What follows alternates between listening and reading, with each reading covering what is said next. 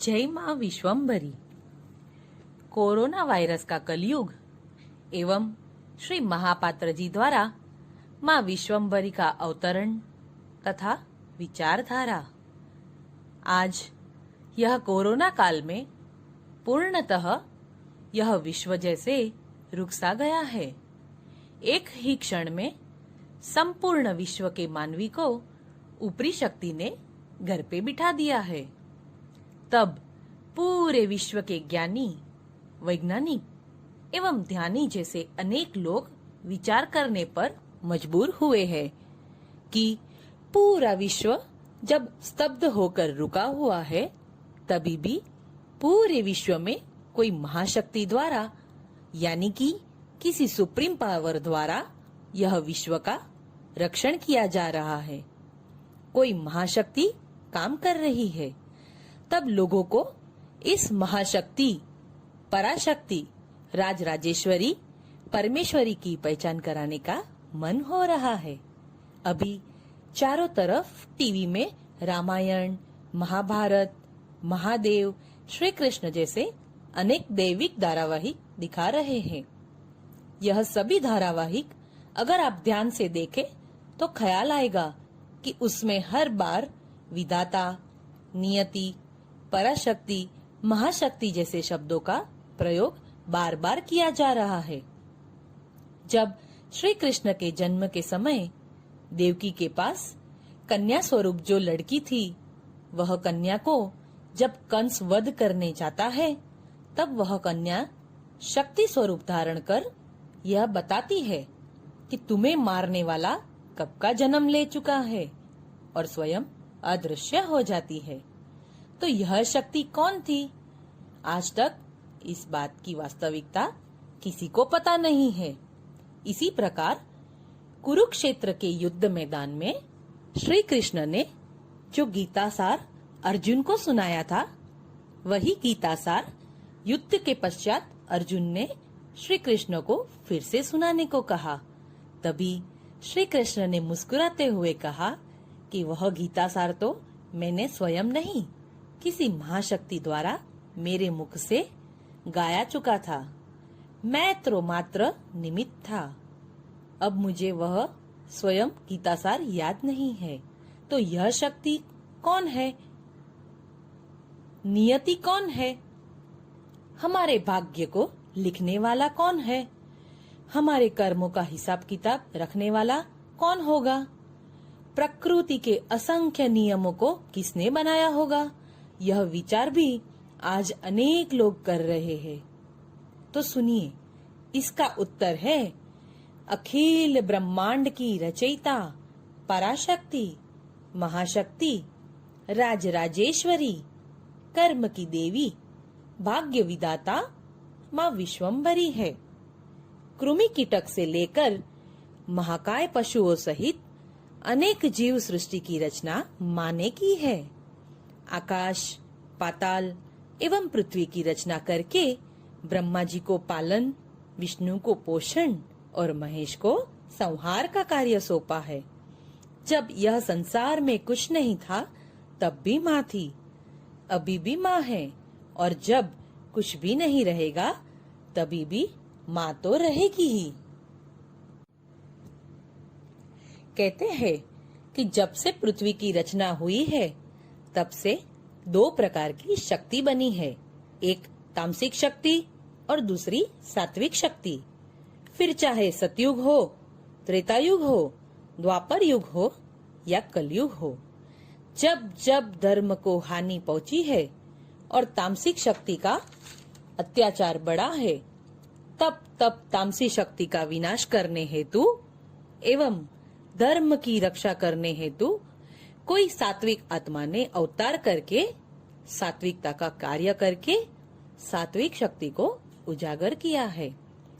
त्रेता युग में श्री राम आए और समाज मर्यादा के पाठ सिखाए। द्वापर युग में श्री कृष्ण आए और उन्होंने कुटुंब व्यवस्था तथा समाज व्यवस्था सिखाई। ठीक उसी प्रकार इस घोर कलयुग में श्री महापात्र जी आए हैं।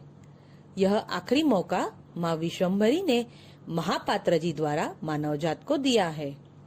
कहते हैं कि समुद्र मंथन को देवता और असुरों ने मिलकर किया था। उसमें अमृत भी देवताओं को मिला था तथा विजय भी देवताओं की ही हुई थी।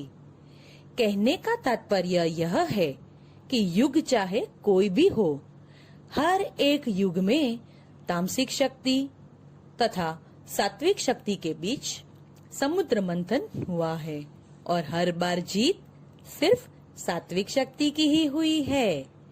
आज भी पृथ्वी लोगों पे 98% तामसिक शक्ति का जोर बढ़ा है और 2% ही सात्विकता बची हुई है। ऐसे घोर कलयुग में भी श्री महापात्र जी ने अपने 7 जन्मों की सत्कर्मों की सुवास फैलाकर माँ विश्वम्भरी को प्रथम बार इस पृथ्वी लोक पर उतारा है। देवों से भी दुर्लभ ऐसे महाशक्ति के साक्षात दर्शन हम सबको कराए हैं। वलसाड़ जिले के राबड़ा गांव में बसा माँ विश्वम्भरी तीर्थ यात्रा धाम, जो मात्र और मात्र 90 दिनों में बनाया गया है। वहाँ माँ विश्वम्भरी के चैतन्य स्वरूप के अद्भुत, अलौकिक, अकल्पनीय दर्शन होते हैं। यह स्वर्ग समान धाम मात्र 90 दिनों में श्री महापात्र जी ने बनाकर दिखाया है। यह कोई सामान्य बात नहीं है। यह तब भी मुमकिन है जब साक्षात शक्ति का साथ मिला हो। यही कार्य सबसे बड़ा शक्ति के साक्षात्कार होने का प्रमाण है। श्री महापात्र जी के अनेक जन्मों से एक लक्ष्य था कि समस्त देवी देवताओं में सर्वश्रेष्ठ कौन है, उनके दर्शन करने हैं। यह महापुरुष ने स्वयं ही मेहनत से तथा सत्कर्मों के हर जन्मों से इस शक्ति की खोज की। तभी इस जन्म में श्री महापात्र जी के 100% सत्कर्मों के बैलेंस के आधार पे माँ विश्वम्भरी ने उन्हें दिव्य दर्शन दिए हैं और यह एक सत्य घटना है। माँ विश्वम्भरी ने महापात्र जी की 17 बार परीक्षा ली।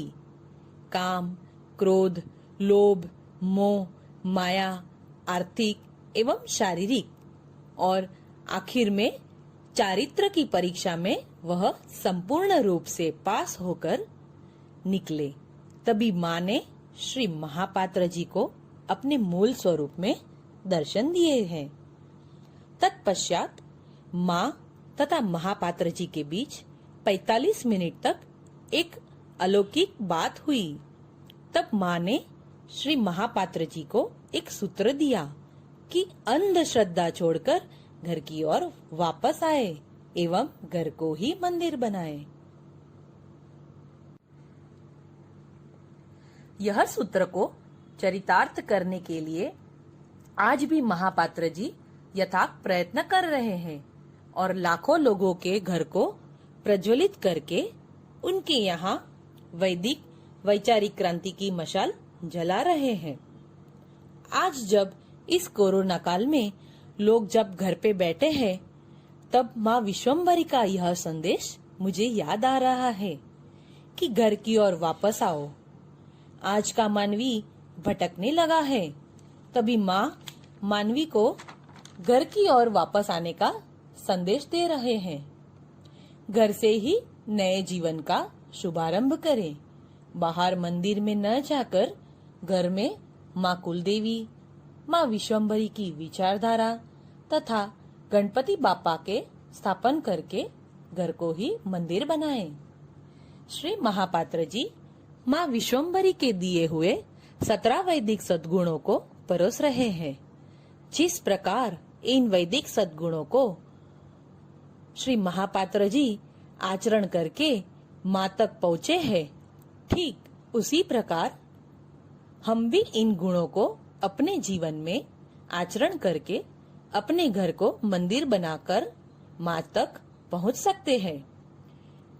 कहावत है कि दूध का जला हुआ छाछ भी फूक फूक कर पीता है।